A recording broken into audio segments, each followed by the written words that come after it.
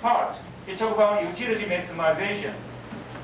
If you remember, last week we used maximize U subject to budget constraint, right? And show you how to get the consumer's equilibrium by calculus, okay? So basically you're going to get MRS, right? Equals Px over Py, okay? This is the marginal rate of substitution. That is the slope of indifference curve. And Px over Py, that's the slope of budget line. So when the market price matches the satisfaction level of your mine, then these two will be in equilibrium. And you will get the highest satisfaction level, okay? Generally, you still have to check the second order condition. Remember that? First order condition and second order condition. First order condition only tells you get a minimum or a maximum, okay? If you want to make sure that it is a maximum, the second order condition has to be met, okay? But generally, in this class, you don't have to worry about that, okay? And so this is another application. Probably you're gonna encounter this kind of situation when you get to the US. But generally, Taiwanese don't do that, okay? Because I believe most of you, even if you stay at the dorms of the school, you pay your own meal. And there's no meal plan, okay? So what's meal plan? Meal plan, okay, meal plan offers you some discounts. But according to the book, okay, according to the book, it doesn't really offer you any benefits. But for American people, they don't quite like cooking. Okay, they don't quite like cooking. As far as I know, for all the students that I met when I was in the US, we all cook our own meal. And it saves a lot of money. Okay, saves a lot of money. And so here is the case. You read a little bit. And let me tell you what's the difference there.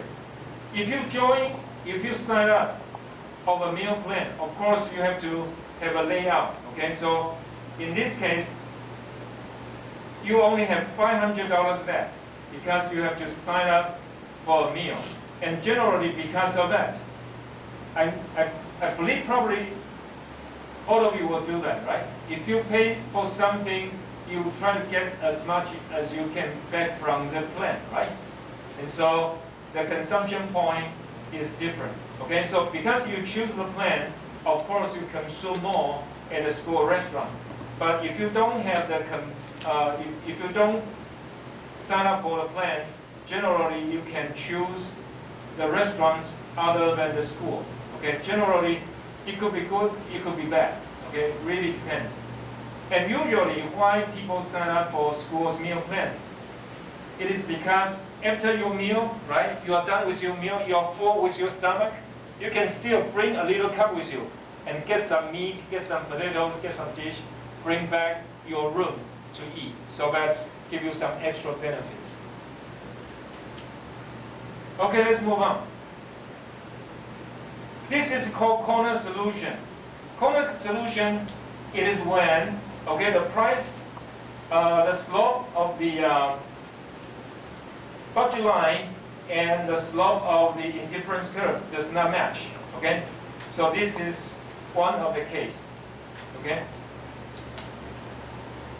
And sometimes when we talk about substitute, right, perfect substitute, there may be such kind of cases too, okay?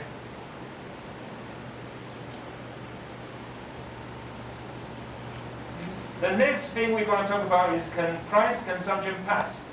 Okay, for the price consumption path, we can derive demand curve. Okay, let me show you here. So let us say here you have goods of X, goods of Y, okay, and you have something like this. Okay, you have your choice 1 and choice 2. Okay, And then we match that with, and this, if we can draw a lot of curves like that, this would be called price consumption path or line. Okay? And we're going to match this diagram with something below. So this is the quantity of X. Okay, quantity of X, and this will be price of X. Okay? Remember that this is a higher price. Okay, this is a higher price. So at higher price, lower quantity. This is a lower price, higher quantity. Okay? So from there, you can derive demand curve. Okay, so if we can trace all the changes in the price of X and all the changes in the quantity consumed, then we can draw the demand curve of X. So from the discussion of consumer behaviors, we derive demand curve. And then from the discussion of producer behavior, we're going to derive supply curve. So here is the demand curve. Given good, right? We talked about this before. So what's the characteristics of given good? 曾子帅. What's so special about given good? What is the demand curve for given good looks like? The ordinary demand curve is downward sloping like that, right? Downward sloping like that. What about the demand curve for given good? We mentioned this before, right? Liu Yang. What's the slope? Is positive or negative for given good? Excuse me? Negative. Are you sure? Wang Qianxun, what is the slope of a given good? A demand curve of demand good look like? Excuse me?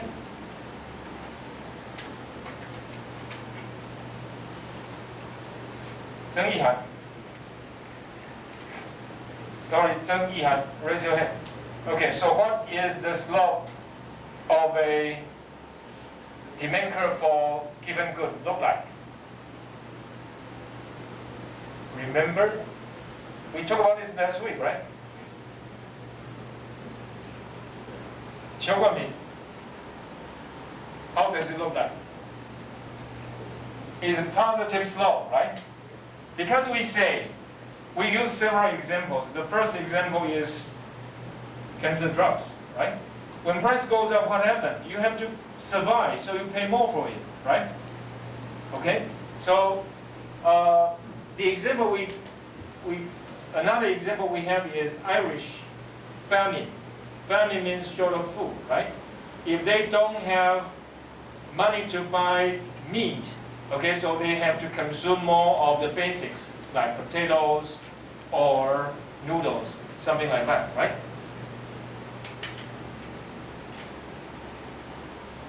Okay, so this is the, remember it? We talked about this just a few minutes on the blackboard. This is the price consumption path. And from there, you can trace the demand curve for good X. Okay? So here is the highest price. So look at here. Highest price, smallest quantity. And the medium price, medium quantity. The lowest price, the highest quantity. Okay? And demand for a given good. Okay? Demand for a given good. It is positively slow. Okay? As we say, it is because of the income effect. Okay, the income effect outweighs the substitution effect. So it will become something like this. There is one issue, okay? It is in a textbook by 4 professors from National Taiwan University.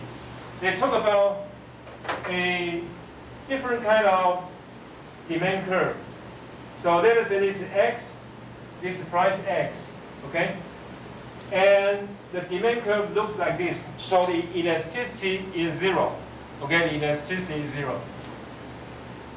There are several explanations for this kind of demand curve. One of the professors said that, for this kind of demand curve to be there, what does that mean? As we say, right? If demand curve looks like this,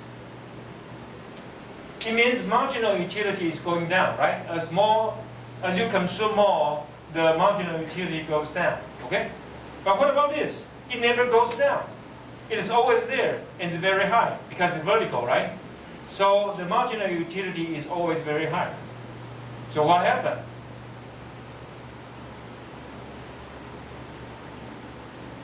Consider this. If there is an indifference curve looks like this, it means it is an inferior good. Okay? It means it is an inferior good. Okay? I'm going to show you why. But, the other interpretation is that the marginal utility is very high, forever high, infinite. Okay? Infinite. So, let me show you if a demand curve looks like this, why it is inferior.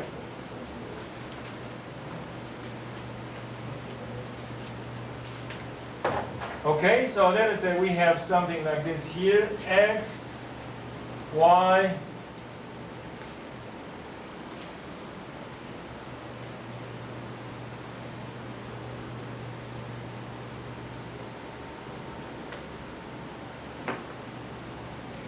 but because I say this demand curve is a straight line, right? It is a straight line, so this point has to be somewhere above here, okay? So then that's what you get, right? Because at this price, the quantity is here. Also at this price, the quantity is also here. It doesn't change. But if you look at this, you have to draw a budget line here, right? So you can see from here to here, that is substitution effect, okay? From here to here, that is substitution effect. From here to here, that is income effect. So the income effect is actually negative. So what does that mean? That means it is an inferior good. So if you check the book by the 4 professors from National Taiwan University, they tell you if there's a demand curve looks like this, it means the marginal utility is infinite, very high, okay? But if you use price consumption path like here, okay? If you use this theory, okay, you get, what do you get? You get this kind of goods is actually inferior, right? So there's something you're going to think about it.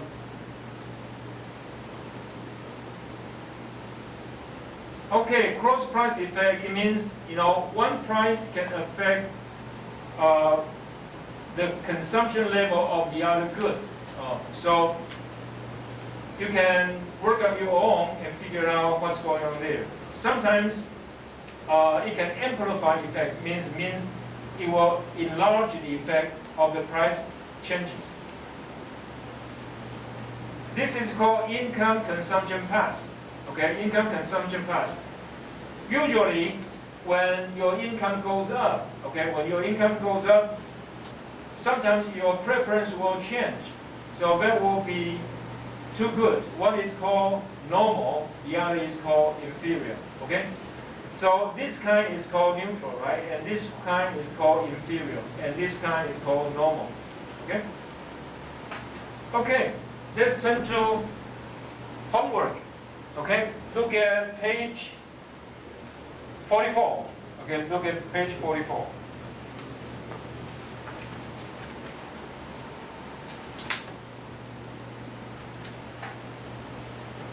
Okay, everyone ready with me? We finished question 2 of page 44. Is that right? We finished question 2. Is that right? Yeah. Okay.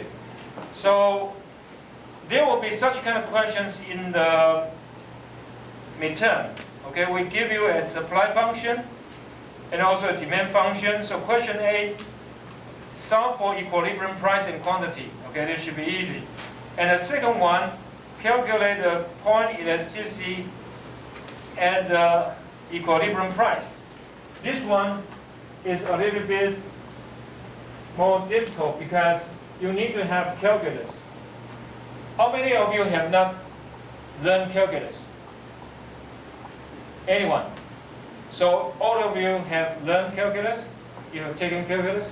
Okay. Let me do that again. So we are going to calculate the elasticity of demand. So demand curve is here. Q is equal to 100 minus 2P, right?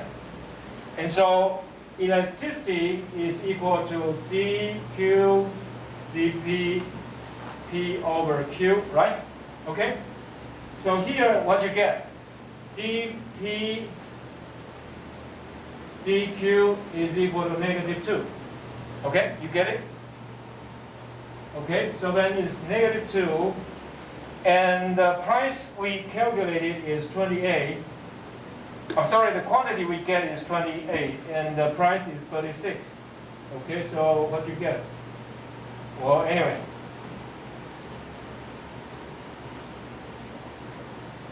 Okay, -18 over 7. Okay, -18 over 7. And question C is that, starting at equilibrium price, calculate the elasticity of demand for a $1 increase in price and a $1 decrease in price. So $1 increase in price, what you get? Well, the price we have is P is equal to 36, right? And quantity is equal to 28. So $1 increase, what you get? You get 37. Okay, and the quantity is 26. And then $1 decrease will be 35, and then the quantity is 30. So how to calculate the arc elasticity? This will be in the question, okay, in the midterm. This will be in the midterm. So elasticity will be equal to, okay, 1/2 Q1 minus Q2 and Q1 minus Q2. And here, down here is 1/2 P1 plus P2 and P1 minus P2, right? So what you get? You have two prices here, okay? And the difference is 2, okay? And that's 37 plus 35 divided by 2, okay? And here will be 26 plus 30 divided by 2, and here the quantity difference is 26 minus 30, okay? So in the exam, for your midterm exam, please bring a calculator with you, okay? I'm not quite sure about the answer, but anyway, if you got a calculator, you should be able to deal with it. And this answer supposedly will be different from here.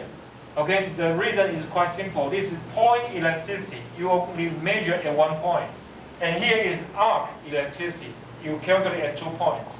So they will be different. Okay? Questions? Question 3. So price floor in the United States have been estimated to raise the price of fresh milk by about 30%. And the elasticity of demand for fresh milk has recently estimated at 0.63. So what effect would the elimination of the price floor have on quantity demanded? So, Hong Kai-Shen, what would be the effect to eliminate the price floor? So, Hong Kai-Shen, what's price floor?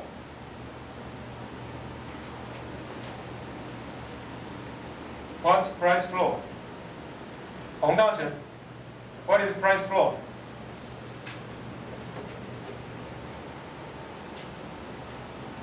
Hong Dao, what's price floor?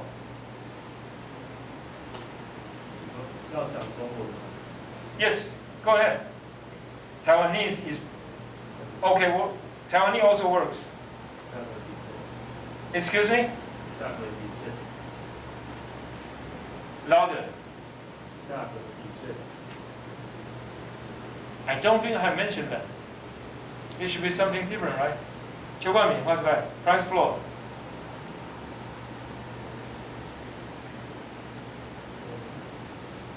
It is up or down. Up or down. Price floor.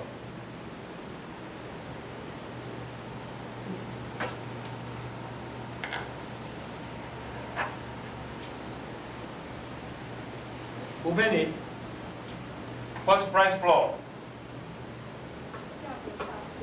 Okay, so how does it work? It is sort of like a price guarantee, right? Because the government wants to guarantee the farmers a certain level of income, right? So then it means the price has to be above equilibrium, right? Price floor, I mentioned this. Price floor actually is on the bottom, right? Price floor, but it has to be higher than the equilibrium price. Price ceiling, okay, price ceiling looks like at the top, right? But it has to be below the equilibrium price. Okay, so price floor means the government wants to guarantee the farmers a certain level of income. So actually the price is sort of like price support. And with price floor or the price support, it means that the price is higher than the equilibrium. Okay, so if you get rid of the price floor, what will happen? What about the quantity? So he said, right, what effect would the elimination of the price floor have on quantity demanded? It should be easy, right? Gao Jiayan, if the price floor is eliminated means get rid of. Okay? If you get rid of the price floor, what will happen?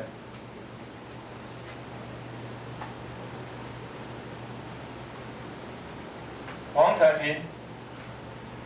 Taiping, if you get rid of the price floor, what will happen?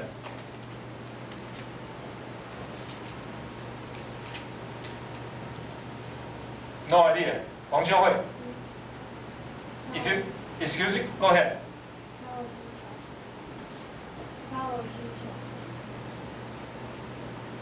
What happened to quantity? The question is very simple. It only focuses on quantity. What would the elimination of the price floor have on quantity demanded? Quantity demanded. Xie Xinyou. If the price floor is no more, okay, it's not there anymore. So what will happen to quantity demanded?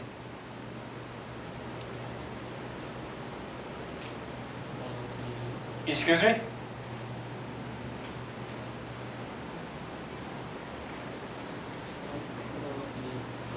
You can speak Mandarin or Taiwanese. Quantity demanded. Quantity demanded. 那个双博商 if the price floor is gone, no more price floor, what will happen to quantity demanded? Excuse me? Louder. Up, okay? Why? Price floor means government artificially push up the price, right? Because, so let us say, it's per gallon $1, but government would like farmers to get more income, so they say, we have to pay $1.5, right? For the government to pay $1.5, that's fine, right?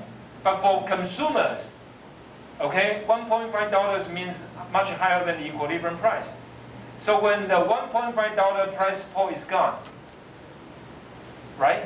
No more government government purchases of milk. Okay, so one part of demand is gone. So what happened?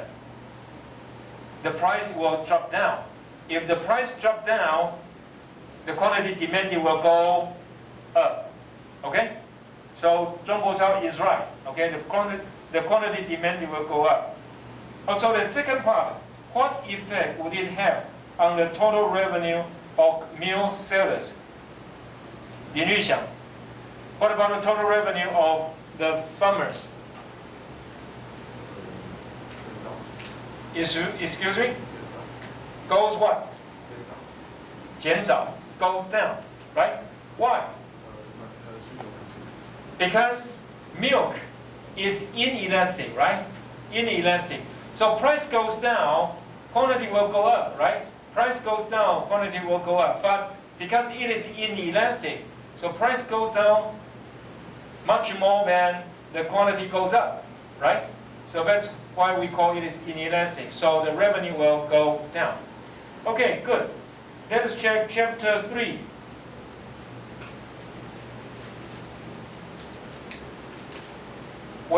Whenever I ask you a question, you can answer in Mandarin.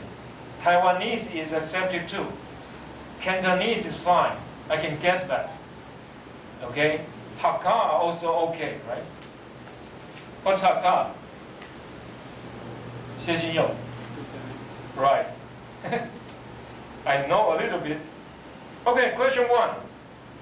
On page 78. It is a little bit tedious, but anyway, we try to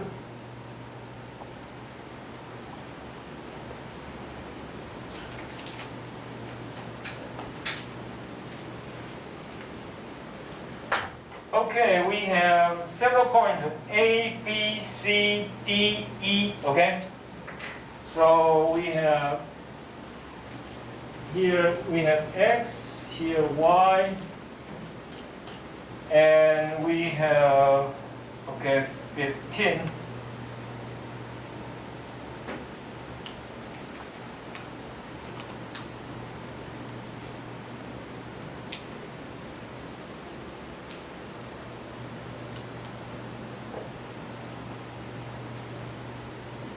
Okay, A is 5, 12. 5.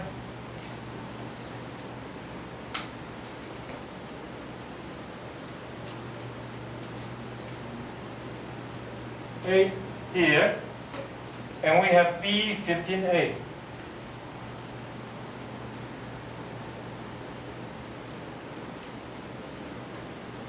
Okay, and we have C 1010.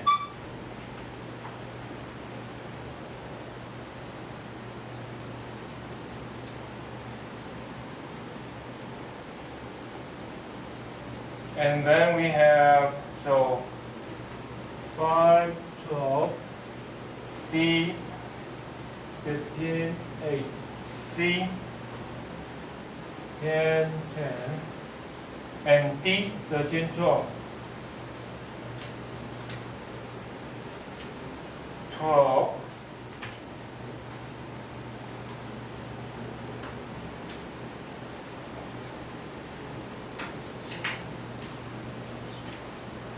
And then we also have E 59.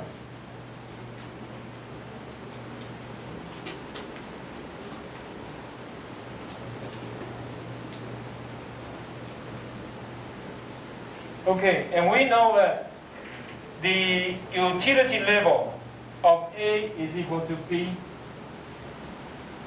Okay? Any questions so far? Just draw a chart, right?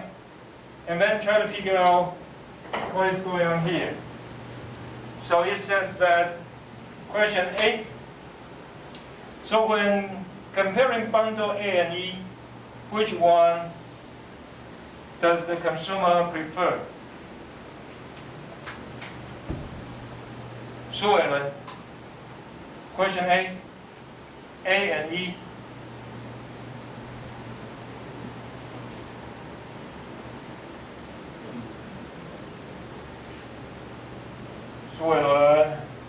It should be easy, right?